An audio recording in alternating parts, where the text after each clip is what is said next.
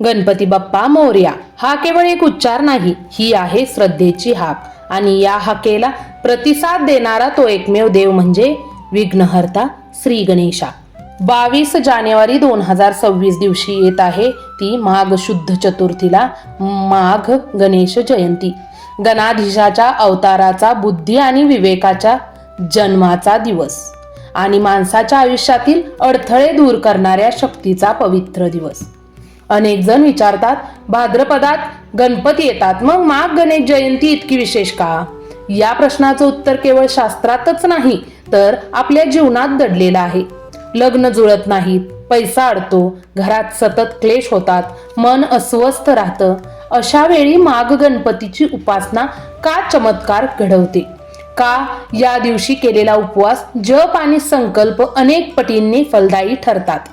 या व्हिडिओमध्ये आपण जाणून घेणार आहोत माघ गणेश जयंतीचे गूढ रहस्य, गणेश जन्माचा आध्यात्मिक अर्थ, या दिवशी करायचे प्रभावी उपाय आणि आजच्या धावपळीच्या जगात गणेश आपल्याला नेमकं काय शिकवतात ते देखील आपण या व्हिडिओमध्ये बघणार आहोत. तर नक्की शेवटपर्यंत पहा. आज तुम्हाला ज्या उत्तराची गरज आहे ते उत्तर या कथेमध्ये, या व्हिडिओमध्ये दडलेलं असू शकतं. चला तर मग विघ्नहर्त्यांच्या चरणी मन शांत करून या दिव्य व्हिडिओला सुरुवात करूया. गणपती बाप्पा मोरया. थंडीची हलकी चाहूल असते. सकाळच्या हवेत एक वेगळीच पवित्रता असते. घराघरात, अंगणात रांगोळ्या काढल्या जातात, देवघरात दिवे लावले जातात आणि मनामनात एकच नाव घुमत असतं, ते म्हणजे गणपती बाप्पा मोरया. ही तिथी नाही, हा एक सण नाही, हा आहे विघ्नहर्त्यांच्या जन्मांची आठवण, मानवाच्या जीवनातील अडचणी दूर करणारे त्या परमदयाळू देवाची जयंती, माघ गणेश जयंती. गणेश म्हणजे फक्त एक मूर्ती नाही, गणेश म्हणजे बुद्धी, विवेक, संयम आणि श्रद्धा. गणेश म्हणजे माणसाच्या आयुष्यात येणाऱ्या संकटांशी दोन हात करणारी शक्ती. म्हणूनच आपल्या हिंदू संस्कृतीत कोणतेही शुभ कार्य करण्यापूर्वी गणपतीच्या नावानेच सुरू केले जाते. लग्न असो, गृहप्रवेश असो, नवीन व्यवसाय असो किंवा एखादं स्वप्न पूर्ण करण्याची सुरुवात असो, सर्वप्रथम आपण गणपती बाप्पांना स्मरण केलं जातं. माघ महिन्याचं महत्त्व जर तुम्हाला सांगायचं झालं तर माघ महिना स्वतःमध्ये फार पवित्र मानला जातो. या महिन्यात सूर्य उत्तरायणात स्थिरावलेला असतो.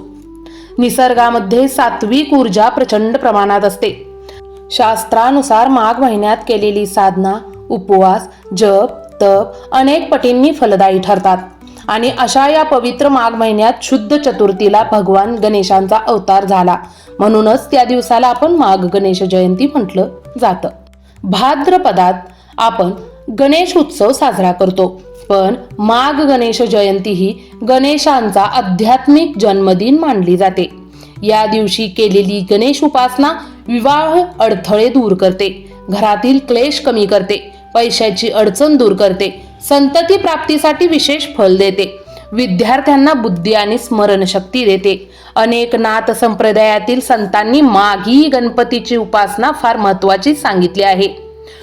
उपवासाचं आध्यात्मिक रहस्य. माघ गणेश जयंतीला उपवास केवळ शरीरासाठी नाही, तो मन शुद्ध करण्यासाठी असतो. या दिवशी उपवास करून गणपतींचं नामस्मरण केल्यास मनातील भीती नष्ट होते, नकारात्मक विचार दूर होतात आणि आत्मविश्वास वाढतो. उपवास म्हणजे अन्न टाळणं नाही, तर वाईट विचारांपासून दूर राहणं. ओम गणपते नमः हा मंत्र केवळ शब्द नाही, तो एक ऊर्जा केंद्र आहे. या मंत्राचा जप केल्याने मन स्थिर होतं, निर्णय क्षमता वाढते, संकटांवर मात करण्याची ताकद मिळते. विशेषतः माघ गणेश जयंतीच्या दिवशी 108 वेळा हा जप केल्यास त्याचं फळ अनेक पटींनी मिळतं. आपल्या गावाकडं आजही माघ गणेश जयंती मोठ्या भक्तिभावाने साजरी केली जाते. सकाळी लवकर उठून शेतकरी, महिला, वृद्ध सगळेच गणपतीला नैवेद्य दाखवतात. दुर्वा, तिळाचे लाडू, उकडीचे मोदक हे सगळं केवळ पदार्थ नाहीत, तर श्रद्धेचं अर्पण आहे. अनेक स्त्रिया माघ गणेश जयंतीचा उपवास करतात. अनेक स्त्रिया माघ गणेश जयंतीला पारायण देखील करतात. मुलांचं आयुष्य सुखी व्हावं, लग्नात अडथळे येऊ नयेत, घरात शांतता नांदावी या भावनेने हा उपवास केला जातो. आज माणूस प्रचंड धावपळीत आहे, मन अस्थिर आहे, नात्यांचा दुरावा आहे. अशा काळात गणेशाची उपासना म्हणजे मनाला स्थैर्य देणारा आधार आहे. गणेश आपल्याला शिकवतात, संयम ठेवा, विवेक वापरा आणि संकटांना घाबरू नका. माघ गणेश जयंती हा दिवस केवळ पूजेसाठी नाही तर आत्मचिंतनासाठी आहे. आजच्या दिवशी एक क्षण थांबा, मन शांत करा आणि मनातल्या मनात म्हणा, गणपती बाप्पा मोरया, माझ्या आयुष्यातील विघ्न दूर कर, मला योग्य मार्ग दाखव आणि माझ्या मनाला शांती दे. गणपती बाप्पा मोरया.